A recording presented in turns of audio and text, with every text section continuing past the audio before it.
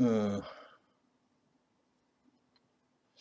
오늘은 이 그림부터 보여주면서 시작하는 게 좀 이상한데, 오늘은 사실 그림 이야기를 하려고 한 건 아니에요. 그런데 이거를 왜 보여주냐면은, 이거 굉장히 좋은 그림이에요. 아주 좋은 그림이거든요. 이건 에릭 히슬이라는 사람의 작품인데, 이건 평론가들한테 아주 나쁜 그림이라고 지금 인정을, 아주 별로 안 좋은 그림이라고 계속 받고 있는데, 이거는 아주 좋은 그림이에요. 이 에릭 히슬이라는 사람. 아주 그림 좋아요. 이게 뭐냐면은 사회적인 문제들을 그 가감 없이 그렇게 드러내고 있어요. 이게 뭐, 이거는 뭐, 개하고 섹스하는 거지, 지금. 개하고 섹스하는 거고, 이건 동성연애 하는 거고요, 지금요. 파더 앤 손이네. 아버지하고 아들이네. 너무 웃기는 거잖아요, 지금요. 사회적으로 너무 웃기는 것들이에요.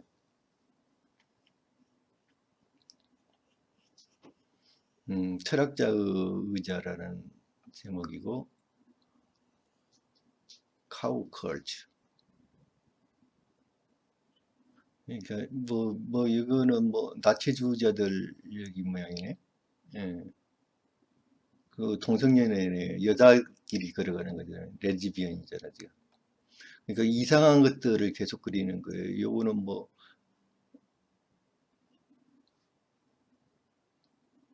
뭐야 이게 물총으로 쏘는 거네 지금. 얘가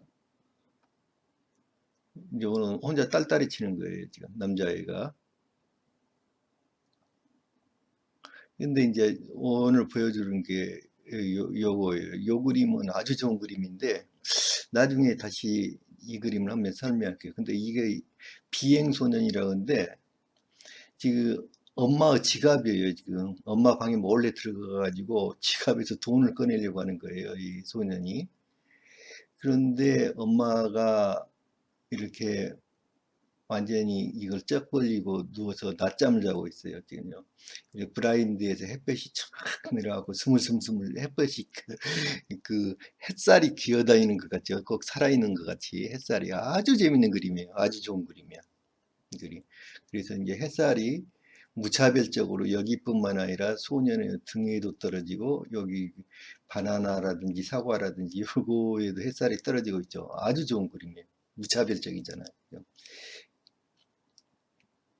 그런데 내가 이제 이 포즈에 대해서 이야기를 하려고 그래요. 이게 이제 왜 이런 이야기를 하냐면은 그러니까 일반적으로 요거는 이제 관음증 이야기잖아요. 아이가 이제 사춘기 아이거든요. 사춘기 아이가 엄마 그거를 성기를 보고 있어요. 사춘기 아이가 지금 돈을 훔치러 갔다가 지가 요 손을 요 뒤로 넣어가지고 지갑 안에다 손이 들어갔잖아요. 지금 돈을 훔치러 엄마 돈을 훔치러 들어간 거예요.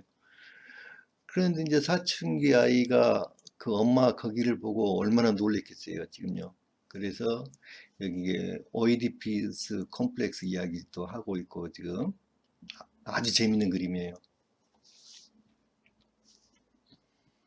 음, 그리고 이제 이 표현 기법은 상당히 조악해요. 그냥 그냥 그렇게 대충대충 그린 것 같죠? 표현 기법. 근데 이게 굉장히 생동감 있어요. 이 그림 아주 좋아요. 근데 이제 이거를 이제 관음증과 이제 노출증으로 이걸 해석을 하려고 사람들이 그러는데 난 이제 다른 이유를 이걸 건강에 대해서 이야기를 하려고 그래요. 사실은 저도 이런 포즈로 잠을 자는 경우가 꽤나 있었거든요. 왜냐면은 여기 사타구니가 이렇게 붙었잖아요, 이렇게. 그쪽이 붙다 보니까 그쪽이 습기가 자주 차면은 거기에 병균이 많이 있어요. 그래서 거기를 건조를 시켜줘야 하는데 그 바람이 통하게 하려고 이런 자세로 자게 되거든요. 그래서 이제 이런 자세로 자는데 제가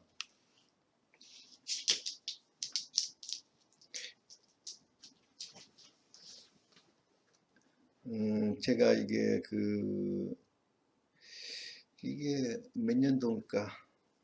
한 2000, 2000년도 경이네요. 2002, 3년 경에, 2002, 3년도 경에, 그러니까 한 20년 전쯤 일인데, 제가 여기 사타구니 근처에 너무 가려워가지고 이제 대학병원을 가서 이제 진찰을 했더니 이게 무좀이라는 거예요.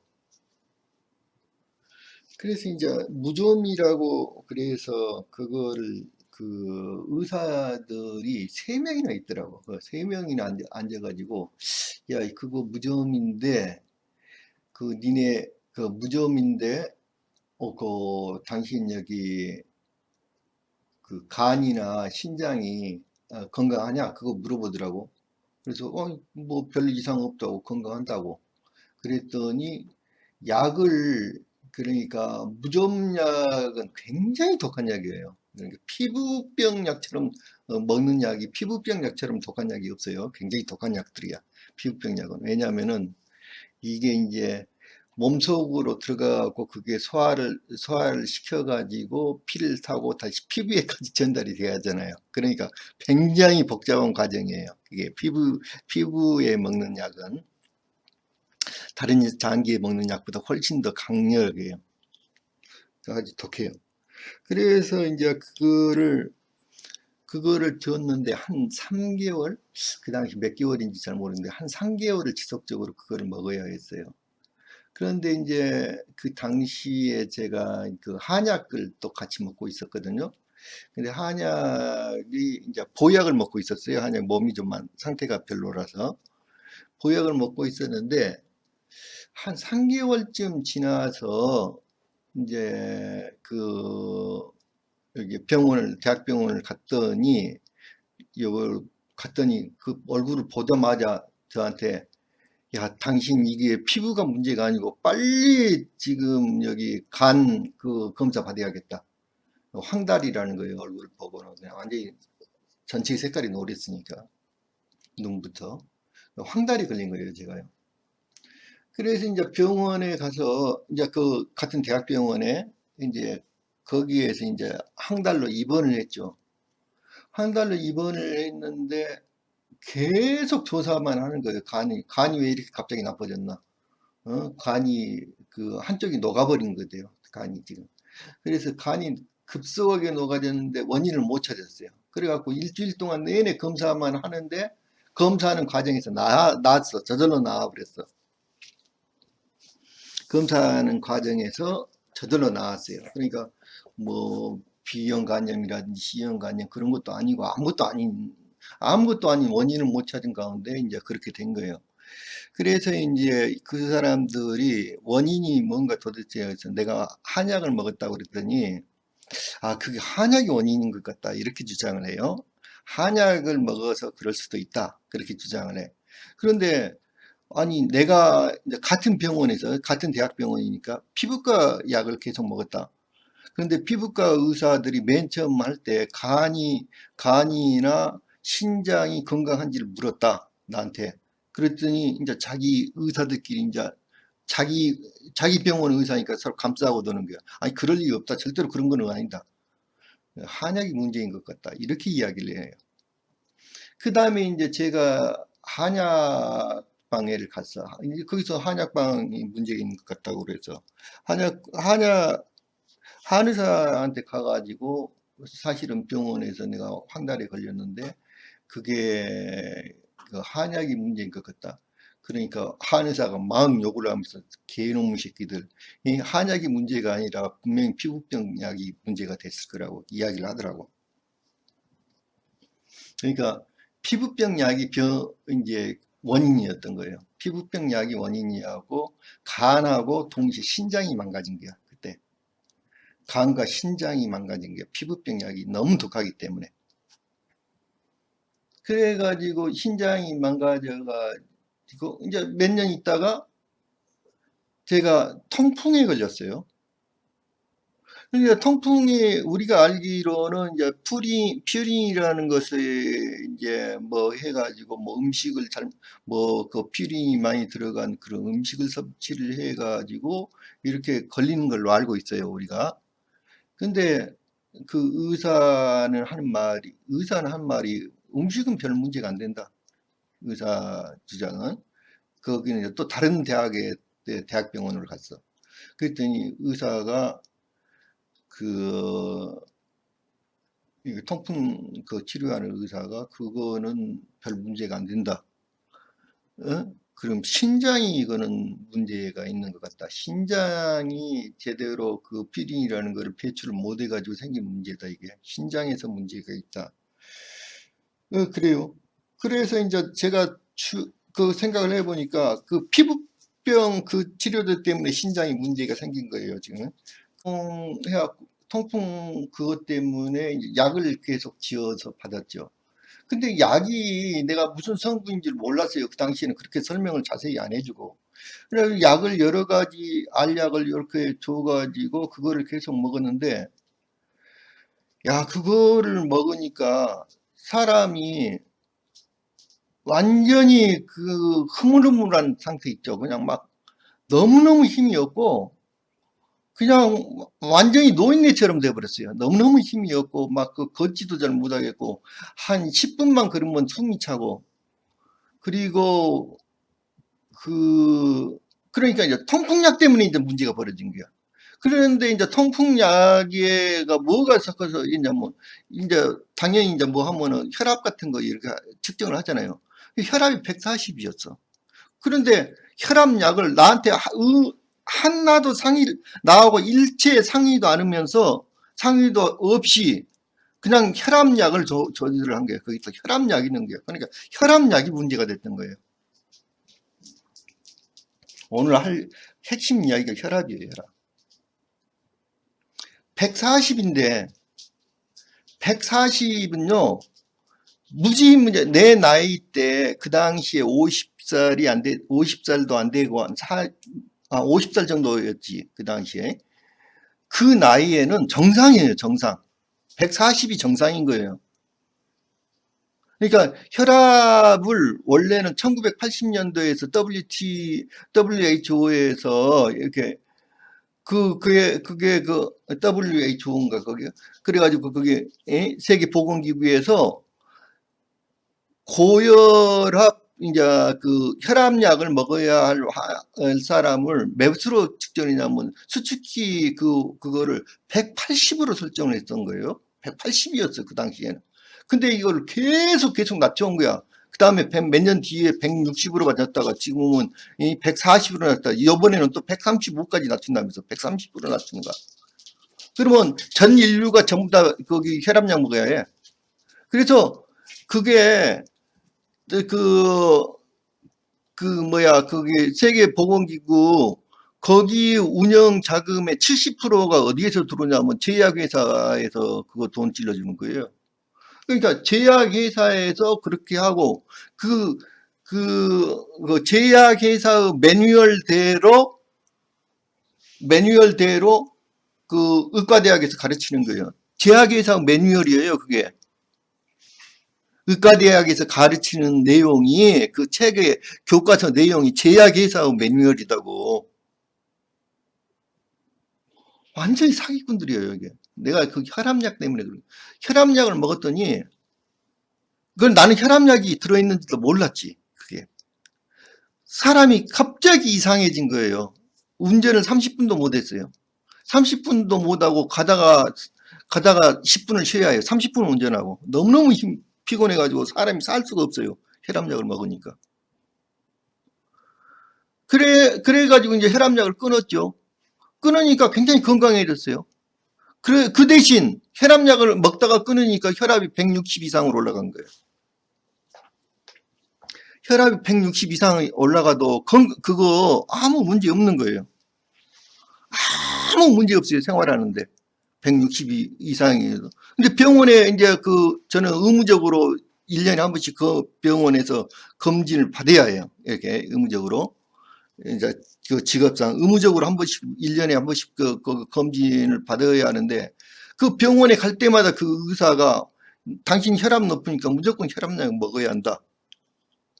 그래서 그거를 무조건 혈압약을 먹어야지 내가 진단서를 이거 써주겠다. 이거 해주겠다. 그래가지고 이제 그 처방전을 무조건 받아가지고 혈압약을 샀죠. 그런데 안 먹었어요, 내가. 그러니까 혈압약을 먹기만 먹으면 몸에 이상한 증세가 생기는 거야. 혈압약을 안 먹을 때는 아무 문제가 없는데. 그런데 저 같은 경우에는 특히 혈압이 높을 수밖에 없어요. 왜냐하면 혈압이 높은 이유는, 가장 큰 높은 이유가 뭐냐면은, 머리는 심장보다 높은 곳에 있잖아요. 다리를 많이 사용하는 사람한테는, 운동선수들이라든지 다리 근육을 많이 사용하는 사람은, 그런 사람한테는 혈압이 높을 필요가 없는 거예요. 우리 신체의 모든 것들은 우리 신체가 요구하는 사항에 따라서 혈압이 높아지는 거야. 혈압이니 모든 것들이 신체가 요구하는 것에 의해서 이게 작동을 하는 거예요. 신체가 요구하는 것에 의해서. 그런데 머리는 그 심장보다 훨씬 위쪽에 있잖아요, 머리가. 근데 머리를 많이 사용하는 일을 하는 사람, 하루 종일 뭔가 머리를 써서 뭔가 하는 이런 사람한테는 혈액이 훨씬 많이 필요해요, 피가. 그 머리에서. 그러니까 혈압이 훨씬 높을 수밖에 없는 거예요, 그 사람은. 그러니까 인체가 어떠한 일을 하느냐에 따라서 그 혈압이 필요하단 말이에요. 그 혈압이 이렇게 다리를 많이 사용하고 이런 사람들한테 손을 많이 사용하고 다리를 많이 사용하고 육체 노동을 하는 사람한테는 혈압이 높을 필요가 없다고. 거기는 아래쪽이니까 혈압을 높이지 않아도 그쪽은 피가 공급이 잘 된단 말이에요. 그런데 머리를 많이 사용하는 사람, 여기 두뇌를 많이 사용한 사람한테는 머리 쪽으로 이 혈액을 많이 보내야 하니까 혈압이 높을 수밖에 없어요. 그건 정상이에요, 그게. 신체가 작동하는 거야, 그렇게 저절로. 근데 오늘 내가 할 이야기가 공생이라는 이야기예요, 공생. 그러니까 이제까지 자연이라든지 인체라든지 이런 것들을 서양의 시각에서는 자연을 어떻게 하냐면 자연과 자연들 서로 간에 적자 생존에 이렇게 적대 관계로 생각을 했단 말이에요. 근데 생태주 입장에서는 어쩌냐면요, 모든 거를 공존 관계로 생각하는 거예요. 서로 상부상조하는 관계로 생각한단 말이에요. 그래서 최근에 여기 유튜브에서 정말 재미있는 걸 봤는데, 이 의사 양반인데 뭐를 연구를 하냐면은 평생 동안 기생충에 대해서 연구를 하는 거예요. 야, 근데 내가 놀라운 게 요즘에는 기생충 치료법이라는 게 있더라고. 특히 치매 같은 거, 그 치료를 할 때 기생충을 일부러 몸에다 집어넣어요. 그러니까 이 세상에 이렇게 필요치 않은 게 없어요. 서로 다 공생관계에 있는 거야, 모든 존재들이. 우리는 여기 이제까지 그런 것들이 공생관계에 있었는데 사람들이 그거를 적자생존의 어치로 해가지고 서로 죽고 죽이는 그런 관계로 생각을 한 거야, 자연이란 걸. 인체도 마찬가지죠. 그래서 어떠한 한 부분을 치유하기 위해서 아까 그 약이라는 거 뭐냐면 그거를 죽이는 거거든요. 세균이 됐든 뭐가 됐든 그거를 완전히 죽이는 거예요. 그럼 한쪽을 죽이면은 다른 곳에서 터지게 되는 거예요. 양약은 그런 거예요, 지금. 절대로 양약으로서는 하여튼 근본적인 치유가 안 되는, 다른 곳이 터져. 반드시 터져. 무전약 때문에 내가 이게 여기까지 와버린 거예요. 무전약 하나 때문에 신장이 망가지고 그게 통풍이 오고, 통풍이 와가지고 거기에서 쓸데없이 전혀 불필요한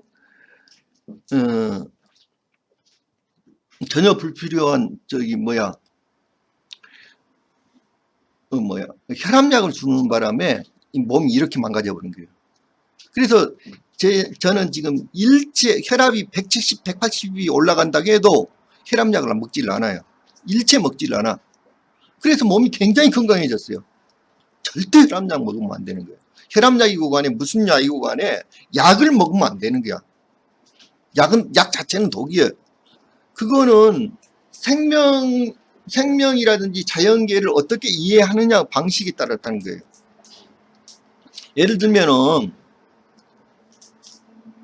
우리가 식물이 이제까지는 식물이 어떻게 생각을 했냐면은 아까 그 바이러스도 마찬가지예요. 우리 몸속에 반드시 필요한 거예요. 세균이라든지 어떤 것들이 우리 대장균은 나쁘고 무슨 균은 뭐 좋고 뭐 어떤 거는 나쁘고가 아니라 역할이 있어요. 그게 모든 것들은 공생관계에 있다고요. 모든 것들이 우리가 일방적으로 기생충이라는 건 나쁘다고 생각해요. 우리 영화 봉준호 감독의 그 기생충이라는 영화 봤잖아요. 그 인간 기생충 가족이야 그거. 기생충 가족인데 기생충 가족이 일방적으로 해를 끼치는 거 아니잖아요. 거기서 청소부를 담당한 사람도 있고 거기서 뭐를 담당한 사람도 있고 다 담당이 있잖아요. 거기 음식을 여기 만들어주는 걸 담당하는 사람도 있고 그래서 그 차 운전수도 하고 그러잖아요. 그러니까 모든 것들은 서로 공생관계에 있는 거지 일방적으로 한쪽이 한쪽을 무조건 그런 관계는 없는 거라고 이 세상에. 그렇죠. 그 사고 방식을 바꿔야 한다는 거지. 그 사고 방식이 새로운 사고 방식을 생태주의라고 그래요. 새로운 사고 방식을. 그러니까 이제까지 적자생존에 그러니까 그러한 사고 방식에서 완전히 거꾸로 되는. 예를 들면은 우리 그 도시에서 한 20, 30년 전에만 해도요. 도시에서 제비라든지 이런 새들이 굉장히 많이 날아다녔어요. 도시에가 제비가 굉장히 많았어요. 도시에도. 그런데 도시에서 방역을 너무 실시를 해가지고 모기가 사라지니까 새 먹이가 없어졌잖아요. 그러니까 새를 볼 수가 없어요. 지금요. 도시에 새가 없어요. 제비라든지 이런 게 없어졌다고요. 자, 중국에서 예를 들면은 모태통 시절에 그 참새가 그 별을 쪼아먹기 때문에 벼 알을 이렇게 참새가 쪼아먹으니까 참새를 잡기 위해서 전 인민이 동원되고 참새를 완전히 몰살을 했어요. 참새를. 그랬더니 어쩌냐면은 메뚜기 떼가 엄청나게 번성을 한 거예요. 왜? 참새가 메뚜기를 잡아먹고 살거든. 근데 참새가 없어지니까 메뚜기 떼가 엄청나게 늘어난 거예요.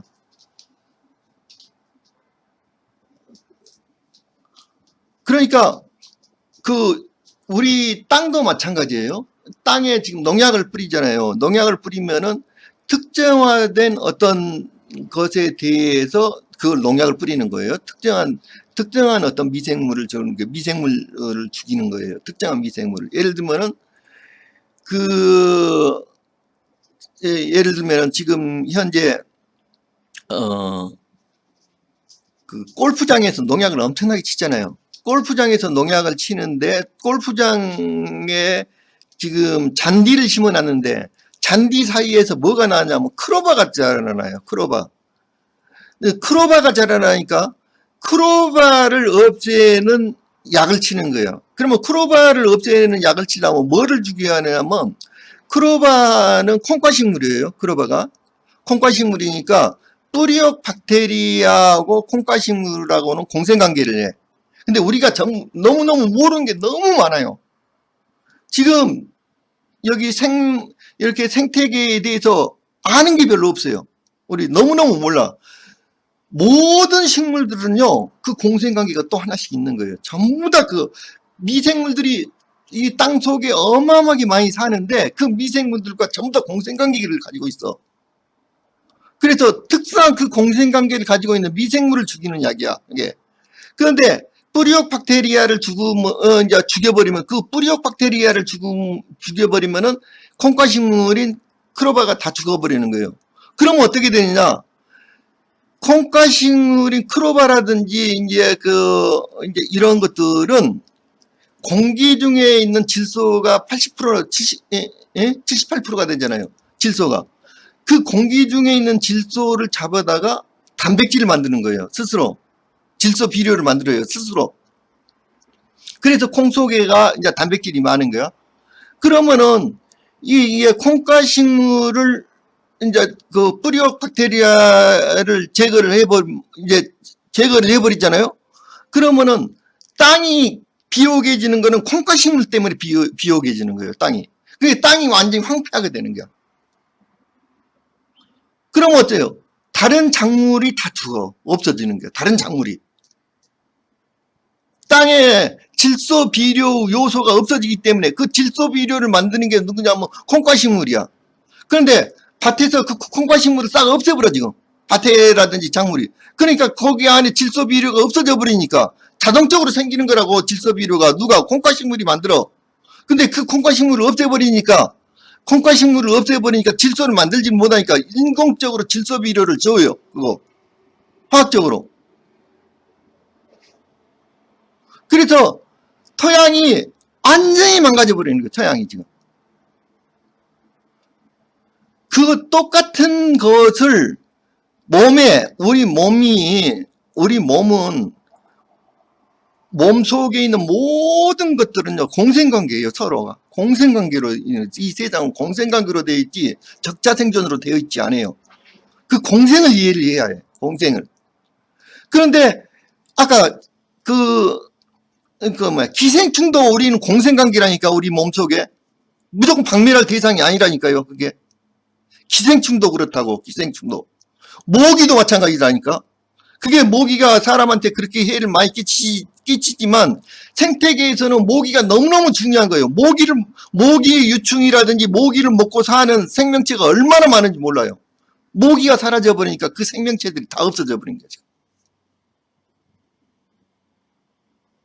그래서 우리 몸도 신체도 그렇게 생겼다니까요. 신체에서 모든 일어나는 현상을, 어떤 증상이라든지 어떤 현상을 약으로 그거를 죽이려고 하면은 신체의 다른 부위가 또 망가진다고. 왜? 우리 신체도 거대한 생태계거든.